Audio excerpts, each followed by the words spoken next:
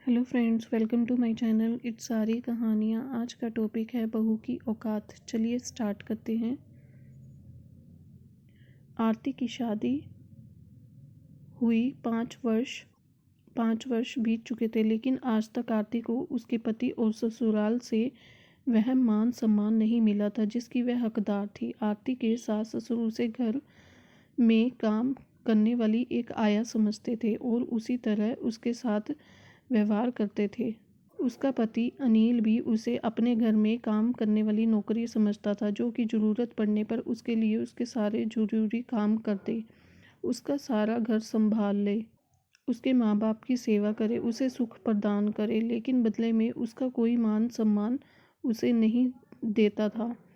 यही सोच थी आरती के पति अनिल और उसके माता पिता की। आरती का जीवन उसके ससुराल में बहुत ही कष्टदायक बीत रहा था। खैर, इन 5 सालों में उसके 2 बच्चे हो गए थे, लेकिन दोनों बच्चे भी क्योंकि दादा दादी के पास ज़्यादा वक्त बिताते थे तो उनकी ही बोली बोलते थे, जिससे आरती को बहुत बुरा लगता था। धीरे धीरे वक्त बीतता गया और आरती की शादी को 10 वर्ष बीत गए। आरती को लगा अब बच्चों में समझदारी आ गई होगी। पति और सास ससुर ना सही, बच्चे तो मेरा साथ होंगे, लेकिन नहीं, बच्चे दादा दादी की बोली बोलने में बहुत ही आगे जा चुके थे और माँ को उस घर की नौकरानी से अधिक कुछ नहीं समझते थे। वह भी माँ को कुछ भी गलत बोलने से बाज नहीं आते थे, जिस पर दादा दादी हंसते थे, क्योंकि उनके हिसाब से आरती अपमान करने के लायक ही थी। उन्होंने खुद के बेटे को तो अपनी मुट्ठी में कर रखा था, खुद का बेटा तो अपने माता पिता की पूजा करता था, लेकिन पोते पोतियों को उसकी माँ से दूर कर रखा था। आरती का बेटे और बेटी दोनों की तरह माँ का कोई अस्तित्व नहीं था और वह दोनों उसकी कोई इज्जत भी नहीं करते थे। आरती का जीवन बदतर होता जा रहा। कभी कभी वह चिढ़कर बोल भी देती थी, इससे तो अच्छा होता मैं मर जाती, मेरा है ही कौन। इस पर भी आरती के पति और बच्चे उसका मजाक उड़ाने में बाज नहीं आते थे और उसकी सास तुनक कर बोलती थी, कोई बात नहीं, जाकर मर जा, मैं मेरे बेटे की दूसरी शादी करके दूसरी बहू ले आऊंगी, जो कि तुझसे तो अच्छा ही घर संभाल लेगी। उसके बच्चे भी ऐसे ही बातें बोलते थे, कोई बात नहीं मम्मी, आप मर जाओगी तो दादी हमारे लिए नई मम्मी ले आएगी, वैसे भी आप ज़्यादा पढ़ी लिखी तो हो नहीं, हमारा होमवर्क भी नहीं करवा सकती, कम से कम नई मम्मी आएगी तो हमें होमवर्क की प्रॉब्लम तो नहीं होगी। और सब जोर जोर से हंसने लग जाते थे। बाकियों का तो ठीक है, लेकिन अपने बच्चों के मुंह से अपने लिए ऐसी घटिया बातें सुनकर आरती का कलेजा मुंह को आ जाता, लेकिन वह कुछ नहीं कर सकती थी, क्योंकि उनकी सही परवरिश वह चाहकर भी नहीं कर पाई थी और दादा दादी ने हमेशा बच्चों पर अपना हक जमा कर रखा था, जिसके परिणाम स्वरूप उन्हें अपने जैसा ही बदतमीज बना दिया था। उनकी नज़र में माँ की कोई कीमत नहीं थी। उसके पिता ने उनके लिए ही सब कुछ सही था।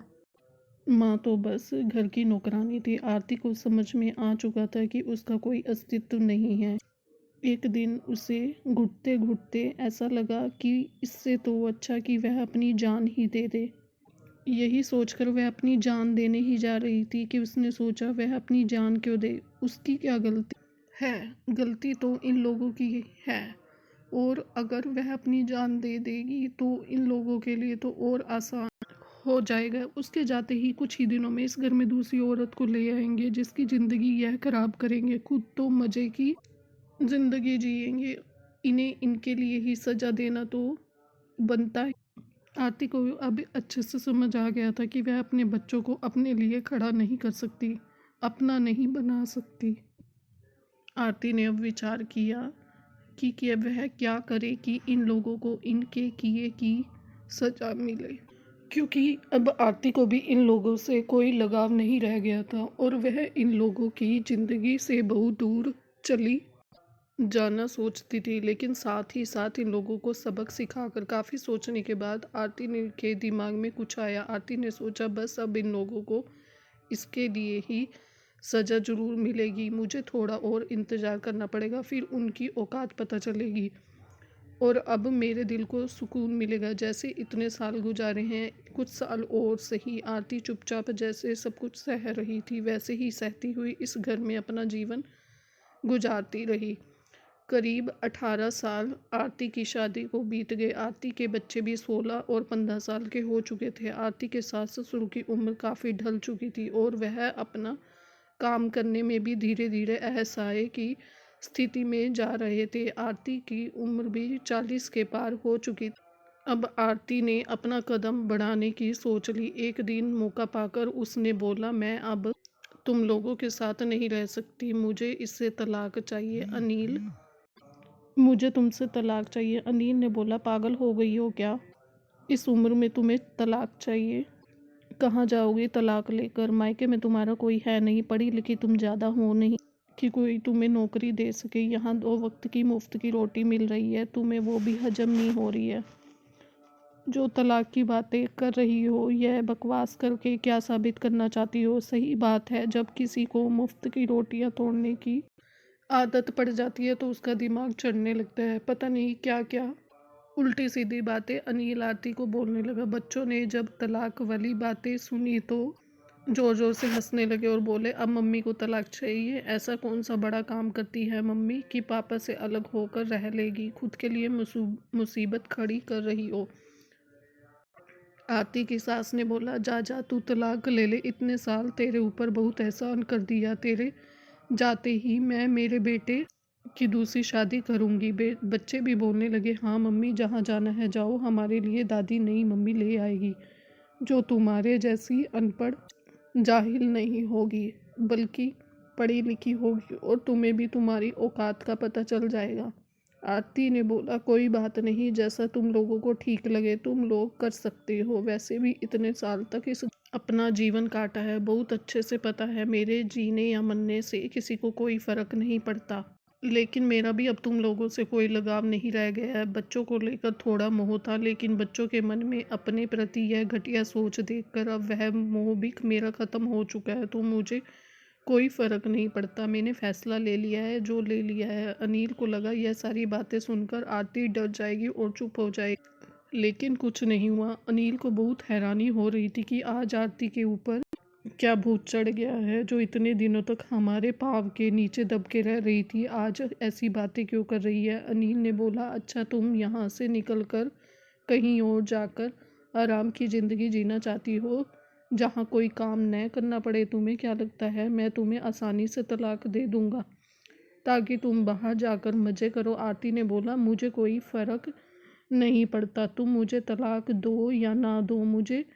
तुम मुझे तलाक देते हो तो ठीक है, नहीं देते तो भी ठीक है। अगर तलाक दे दोगे तो तुम आसानी से दूसरी शादी कर लोगे, नहीं दोगे तो तुम्हारी दूसरी शादी भी मुश्किल से होगी। मैंने तो वैसे भी सोच लिया है कि मैं किसी आश्रम में जाकर बुजुर्गों की सेवा करूंगी और वहां जाकर कोई सिलाई बुनाई का काम भी कर लूँगी। मेरा सारा जीवन वहीं गुजर जाएगा और जब मेरी अंतिम अवस्था आएगी तो वहीं के लोग मेरा अंतिम संस्कार भी कर देंगे। मुझे किसी की ज़रूरत नहीं है, मैंने अपना सारा इंतज़ाम कर लिया है। तो मुझे तुमसे और तुम्हारे परिवार से कोई मतलब नहीं रहेगा। तो तुम मुझे तलाक दो या ना दो, मेरा फ़ैसला नहीं बदलने वाला। मैं तुम लोगों के साथ अब और नहीं रह सकती। यह कहकर आरती वहाँ से चली गई। अनिल और उसके माँ बाप को समझ में नहीं आ रहा था कि आरती को क्या हो गया, लेकिन आरती ने यह सब कुछ बहुत सोच समझ कर किया था, क्योंकि आरती के मन में इतने दिनों से अपने ससुराल के प्रति इतनी घृणा बढ़ गई थी कि वह इन्हें इनके लिए भी सज़ा देना चाहती थी। इसलिए उसने अपनी ज़िंदगी के 16 साल इस नर्क में गुजार दिए, इस उम्मीद से कि आज नहीं तो कल सब ठीक हो जाएगा। पर ऐसा हुआ नहीं और अब वह इस नर्क में नहीं रह सकती। साथ ही साथ इन लोगों को इनकी औकात भी दिखाना चाहती थी। एक हफ्ते में ही बिना किसी को कुछ सुने वह उन लोगों से दूर हरिद्वार के किसी आश्रम में चली गई और उन लोगों को नहीं बताया कि वह कहाँ जा रही है, और वहाँ वह बुजुर्गों की सेवा करने का काम करने लगी। साथ ही साथ वहाँ के रसोई में खाना बनाने का काम भी उसने शुरू कर दिया। बहुत खुश थी आरती, क्योंकि उसे आश्रम में रहने की जगह भी मिल गई थी और जो काम आश्रम में वह करती थी उसके बदले उसे अपने खर्च के लिए पैसे भी मिल जाते थे और वह एक आत्म सम्मान की ज़िंदगी भी जी रही थी बिना गालियाँ खाए। अब आरती अपने जीवन में जो चाहा था वह उसे मिल गया था और उसके मन की व्यथा भी अब शांत हो चुकी थी, क्योंकि उसके पति और उसके ससुराल वालों को उनके किए की सज़ा अब मिल रही थी और उन्हें उनकी औकात पता चल रही थी। आरती के जाते ही पूरा घर उथल पुथल हो गया था। आरती की सास ने इस गुमान में रहती थी कि वह अपने बेटे की दूसरी शादी कर देगी, पर एक प्रेरणावस्था में पहुंच सके व्यक्ति की दूसरी शादी करना आसान नहीं था। कोई भी लड़की अनिल से शादी करने को तैयार नहीं थी, जिसके कि 16 साल और 15 साल के 2 बच्चे थे।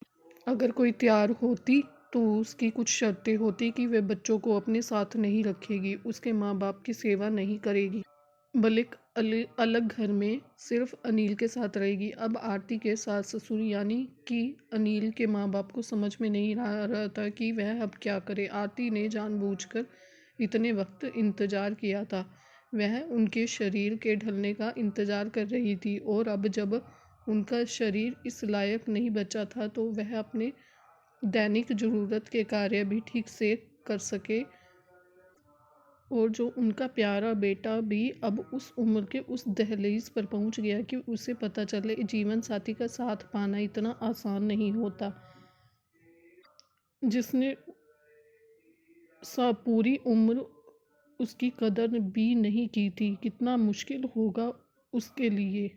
जब से आरती उन्हें छोड़कर गई थी अब उनके लिए बिल्कुल ही जीना मुश्किल हो गया था, क्योंकि आरती यही तो चाहती थी कि उन्हें उनकी औकात का पता चले। एक गिलास पानी पीने को भी वह तरस जाते थे। बच्चे इस लायक थे नहीं कि घर के कुछ काम जानते हों, क्योंकि ना अभी उतनी उम्र हुई थी और ना ही उन्हें इस तरह की परवरिश मिली कि वह कुछ काम कर सके। उन्होंने तो बस अपनी माँ पर हुक्म चलाना सीखा था। अब घर में एक एक चीज़ के लिए दिक्कत होने लगी थी। अनिल घर देखता या अपना ऑफिस, सास का जो घमंड था कि मैं अपने बेटे की दूसरी बीवी ले आऊंगी, वह तो कुछ दिनों में ही टूटकर चूर चूर हो चुका था। बच्चे एक दिन भी वक्त पर स्कूल नहीं जा रहे थे। अनिल के माँ बाप भी एक कप चाय को भी तरस जाते थे। आज उन्हें आरती की बहुत याद आ रही थी, क्योंकि उसके रहते तो उन्हें कभी किसी बात की दिक्कत ही नहीं हुई। अब उन्हें आरती की कमी महसूस हो रही थी। आरती का महत्व समझ में आ रहा था। बच्चे भी बहुत दुखी थे, क्योंकि वह किसी भी दिन स्कूल टाइम पर नहीं पहुंच पा रहे थे। रोज़ स्कूल में डांट खाते थे और साथ ही साथ उनकी पढ़ाई पर भी फ़र्क पड़ रहा था, क्योंकि आरती कुछ भी थी बच्चों की पढ़ाई का पूरा ख्याल रखती थी। घर में एक खाना बनाने वाली और एक काम वाली को रखा गया, जो कि वक्त पर आकर खाना बना दिया करे और वक्त पर आकर झाड़ू पोछा बर्तन कपड़े कर दिया करे। अच्छे खासे पैसे दे रहा था अनिल उन दिनों को, उसके बाद भी 2 वक्त का अच्छा खाना उसे नहीं नसीब हो रहा था और ना ही घर के काम सही हो रहे थे। उल्टा धीरे धीरे घर से चीज़ गायब होने लगी, जो कि बहुत अच्छे से समझ आ रहा था कि दोनों काम वाले ही घर की चीज़ों पर हाथ साफ कर रही है। आरती की सासू माँ तो चलने फिरने में असमर्थ हो चुकी थी, क्योंकि उनके घुटने खराब हो चुके थे और ससुर जी उन्हें दिन भर चाय चाहिए होती थी। वह एक कप चाय बनाने के लिए भी किचन में खुद जाते थे और जैसे तैसे अपने हाथ से चाय बनाते थे, क्योंकि खाना बनाने वाली तो खाना बनाकर चली जाती थी, ऊपर से इतना पैसा भी लेती थी कि घर की चीज़ भी चोरी करती थी। अब यह सब कुछ उनसे बर्दाश्त नहीं हो रहा था। अनिल ने जैसे तैसे आरती के बारे में पता किया, उससे मिलने पहुंचा। अनिल ने उससे बोला, हमें हमारी गलती का एहसास हो गया, अब तुम हमारे घर चलो वापस। आरती ने बोला, तुम कौन हो? मैं तुम्हें नहीं जानती, मेरा कोई परिवार, कोई पति, कोई बच्चे नहीं है। आरती ने बोला, ऐसा मत करो, जब मैं तुम्हें नहीं जानती हूँ तुम यहाँ क्या करने आए हो? अनिल ने बोला, ऐसा मत बोलो, अब हमें अपनी गलती का एहसास हो गया है, हमसे बहुत बड़ी गलती हो गई, हमें माफ़ कर दो और अपने घर चलो। आरती ने बोला, ठीक है, मैं आपके साथ घर चलने को तैयार हूँ, लेकिन मुझे मेरी ज़िंदगी के गुजरे 18 साल वापस दे दो, जो आप लोगों की वजह से नर्क में से भी बदतर हो गए हैं। अनिल के पास आरती की बातों का कोई आंसर ही नहीं था। आरती ने फिर बोला, आप यहाँ से जा सकते हैं, मैं आपको नहीं जानती। आप लोगों ने गलती नहीं गुनाह किया है, माफ़ी गलती की होती है, गुनाह की नहीं। और हाँ, मैंने बहुत सोच समझ कर यह फैसला लिया है कि मैं चाहती हूँ तो बहुत पहले ये कदम उठा सकती थी, लेकिन अगर उस वक्त मैंने ये कदम उठाया होता तो तुम बहुत आसानी से दूसरी शादी कर लेते, अपना जीवन तो संवार लेते। बिगड़ता तो सिर्फ मेरे बच्चों का जीवन, तुम्हारी और तुम्हारे माँ बाप की सेवा तो होती रहती। हाँ, मेरे बच्चे जिन्हें तुम लोगों ने अपने जैसा बना दिया है भुगतते, क्योंकि सौतेली माँ ही होती है। इसलिए मैंने बहुत सोच समझ कर यह फैसला लिया। मैं तुम लोगों को तुम्हारे किए की सज़ा ज़रूर देना चाहती थी। तुम लोग भी उस तकलीफ़ से गुजरो जिस तकलीफ़ से मैं गुजरी थी, क्योंकि मैंने उस नर्क के जीवन में 18 साल बिताए और तुम्हें उम्र की उसे दहलीज पर ले आई। अब दूसरा शादी करने के लिए तुम्हारे टाइम आसान नहीं हुआ, और अगर दूसरी शादी करो तो दूसरी बीवी की शर्तें स्वीकार करना आसान ना हो। साथ ही साथ मेरे बच्चे भी इतने बड़े हो गए कि सौतेली माँ अगर आ भी जाए तो उनके साथ कोई दुर्व्यवहार न कर पाए, क्योंकि बच्चों ने मेरे साथ कैसा भी व्यवहार किया हो, आखिर है तो मेरे बच्चे, तो मैं उन्हें का बुरा तो नहीं सोच सकती थी। और हाँ, तुम्हारे माँ बाप भी उस दहलीज पर आ जाए कि उन्हें पता चले बुढ़ापा क्या होता है, और बुढ़ापे में बेटा नहीं बहू ही सेवा करती है, जो कि आज तुम्हें अच्छे से पता चल रहा है। और तुम्हारे माँ बाप का सारा घमंड जाता दिख रहा है, और जैसे तुम्हारा घमंड आज जा रहा है, मैं तुम्हें नहीं जानती। जाओ, जाकर अपने लिए दूसरी बीवी ले आओ, मैं भी देखती हूँ। तुम्हारे माँ बाप जिन्होंने मुझसे मेरे बच्चों तक को छीन लिया, उन्हें ही मेरे खिलाफ कर दिया, आज हाथ पैर लाचार है, तो पता नहीं क्यों मेरे दिल को बहुत सुकून मिलता है। इसी वक्त का तो मुझे इंतज़ार था। आज मुझे मेरे जीवन का इंसाफ मिला है। अब जाओ यहाँ से, मैं तुम्हें नहीं जानती, और भूल कर भी कभी दोबारा यहाँ मत आना। Thank you friends for watching this video.